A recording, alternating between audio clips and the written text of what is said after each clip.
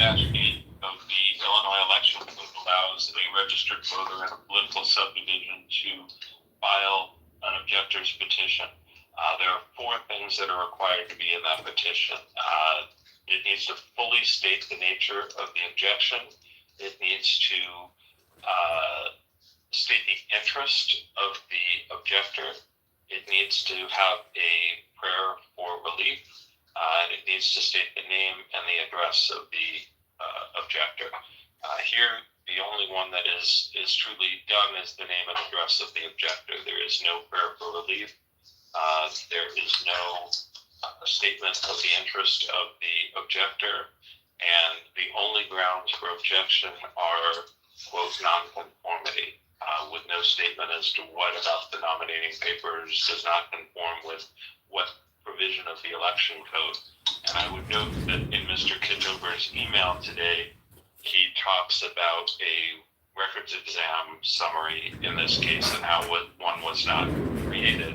But the reason one was not created is because he didn't provide objections to signatures based on not genuine, not registered, out of district, etc. There was no basis to do a records exam because there was no appendix with individual signature objections. And for those reasons, the objection should be dismissed.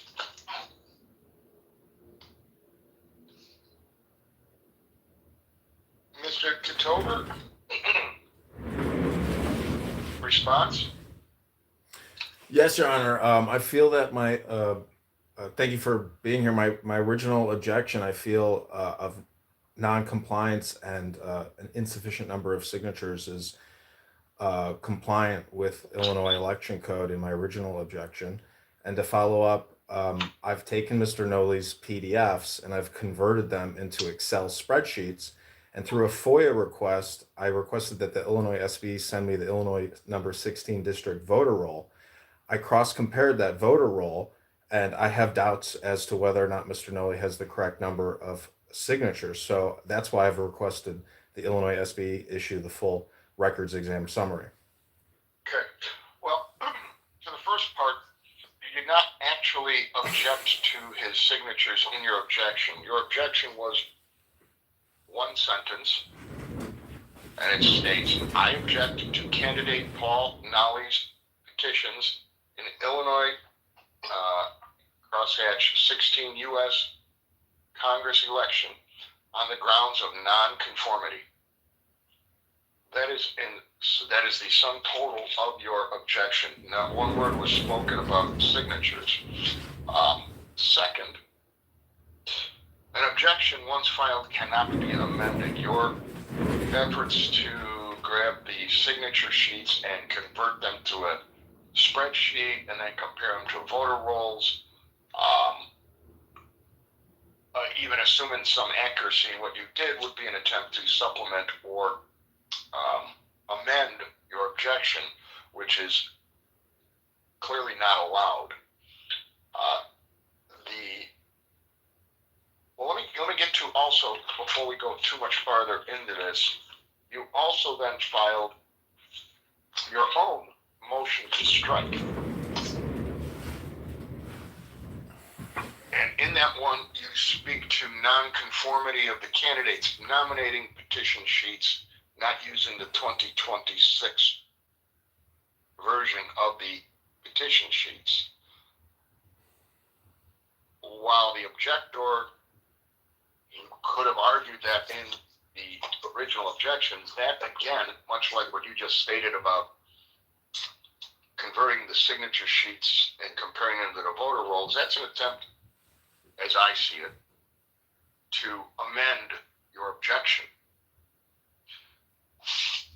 Paragraph 2 of that objector motion to strike speaks about the insufficient number of signatures, and again speaks to this converting of the PDFs to Excel, 279 sheets, etc.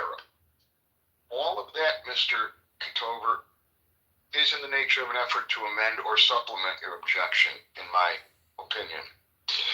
And so, to the extent you characterize it as a motion to strike, it will be denied. I am taking it as a motion attempting to amend or supplement your objection. Now, back to the objection itself and the motion to strike. This is John. This is John Kitover. I'm running for Today, Illinois at 16. some point, you had requested, as counsel indicated, a record exam or a record exam summary, noting that the candidate had not been subjected to a record exam. The candidate is 100% right. You did not present an objection in this matter, which would have caused a record exam to be required. You would have to point to very specific sheet and line numbers and alleged flaws in very specific fashion as to each one of those issues you believe would invalidate each individual signature. It does not put the candidate on notice how to defend in this case to merely point at his, 279 petition sheets and say they're bad. It is a fundamental requirement that the objection put the candidate on notice of what they are called to defend. There was nothing that would go to a record exam. So to the extent you have filed what would be considered a motion requesting a record exam, it will be denied, and it is also untimely. I'm going to recommend granting the objectors, or the candidate, I keep saying objectors because I'm looking right at a page saying objector. I'm going to grant the candidate's motion to strike your objection. You do not fully state the nature of the objection, other than to say nonconformity. There's no way anybody could possibly defend a broad statement such as that. You also do not have any interest stated there, and your name and address, well, okay, you got that. Is there anything further you want to say in defense of your objection, sir? Yes, Your Honor. Right at the Illinois SBE processing facility in Springfield, the number one objection is nonconformity. Now, I understand it's general and vague, but it was my understanding as a candidate myself and an objector that these proceedings and hearings allow candidates and objectors to present evidence on nonconformity. Yeah, they certainly do. But you have to say what the nonconformity is, and you did not. You merely alleged in broad strokes. Your Honor, we're dealing with petitions, and as a candidate myself, this all deals with signatures. I thought that's, pretty generalized and understood that this entire hearing and all proceedings deal with validity of signatures. These are what we're, presenting to be on the ballot. I take it your word that that is how you understood it. However, that is not the law. There has to be sufficient basis alleged in your objection, which cannot be amended, that would put the candidate on notice of what they are called to defend. It's simply absent. I understand that, Your Honor, but in my defense, my petitions myself were fully issued an Illinois SBE records exam summary report. I don't understand why Mr. Noli can't also be issued an Illinois records exam summary report. It's just my concern that there's a lack of integrity or equality in terms of examination of petitions. Well, I was not involved with any objection to your nominating petition, so I can't speak to what that objection looked like.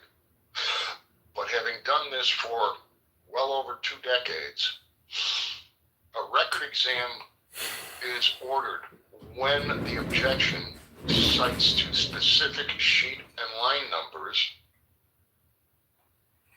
and alleges very specific deficiencies, such as signer resides outside of district, signer does not reside at address on his name, signer's signature not genuine.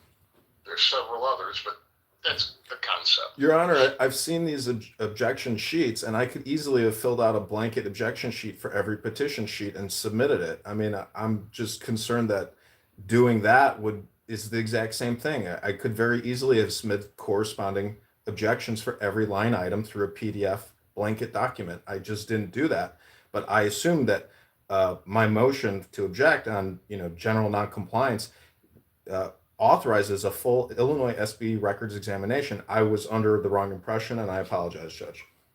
I understand, and I'm not holding, I'm not castigating you. These are very specific requirements for objections.